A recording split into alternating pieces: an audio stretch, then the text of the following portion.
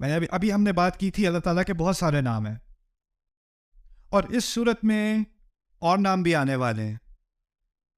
الرحمن الرحیم، للہ کے بعد رب العالمین پہلا نام ہے، اس کے بعد الرحمن، اس کے بعد الرحیم، اس کے بعد مالک یوم الدین. اور قرآن میں اور جگہ الغفور، الشکور، الحلیم، العلیم، الحکیم، کتنے نام ہیں اللہ تعالیٰ کے.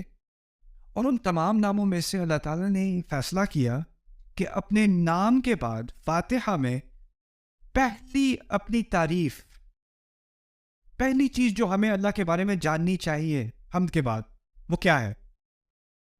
رب. رب، ہر چیز سے پہلے رب. یہ کیوں ہے؟ اس کو سمجھنے کے لیے آپ اس طرح سمجھیں کہ کچھ نام اللہ کے ایسے ہیں جن سے رشتہ بنتا ہے، اور کچھ نام ایسے ہیں جن سے رشتہ نہیں بنتا. ٹھیک ہے، کچھ رشتے والے نام ہیں اور کچھ بغیر تعلق، بغیر رشتے والے نام ہیں. میں بات سمجھاتا ہوں. اگر میں کہوں استاد، استاد کے لفظ سے کسی سے رشتہ بنتا ہے؟ کس سے؟ شاگرد سے. اگر میں کہوں ماں، بچہ. اگر میں کہوں مالک، جو غلام ہے، مالک اور غلام کا رشتہ بنتا ہے. امپلائر کے لیے کیا لفظ استعمال کرتے ہیں اردو میں؟ مجھے نہیں پتا. ہاں، آجر، آجر کے ساتھ ملازم کا رشتہ. کچھ الفاظ ہیں جس سے رشتہ بنتا ہے. اگر میں کہوں حکمت والا، کوئی رشتہ نہیں بنتا. صبر والا، کوئی رشتہ نہیں بنتا. کچھ ناموں کے ساتھ رشتہ بنتا ہے اور کچھ ناموں کے ساتھ رشتہ نہیں بنتا.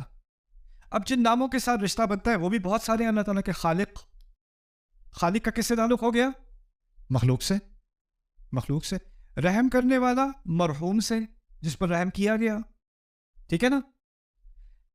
منتقم، بدلہ لینے والا، جس سے بدلہ لیا گیا. ٹھیک ہے نا. لیکن یہاں پر ان تمام رشتے والے ناموں میں سے ایک نام کا اختیار کیا گیا ہے. وہ اس لیے کہ باقی تمام رشتے اس طرح سمجھ لیں کہ وہ دوسرے درجے میں ہیں. باقی تمام رشتے سیکنڈ ہیں. پہلا بنیادی رشتہ جو میرا اللہ تعالیٰ کے ساتھ ہے نا، وہ کیا ہے؟ اس رشتے میں اللہ تعالیٰ کا کیا رول ہے؟ رب. کیونکہ لفظ اللہ میں رشتہ نہیں ہے. لفظ اللہ میں اللہ تعالیٰ کے تمام اوصاف اکٹھے ہو گئے. ابھی رشتہ قائم نہیں ہوا، ابھی اللہ تعالیٰ سے کچھ تعارف ہوا ہے، لیکن اب رشتے کی بات ہو رہی ہے. میرا اس سے تعلق کیا ہے؟ وہ تعلق پیدا ہوگا کس لفظ سے؟ رب سے. رب سے.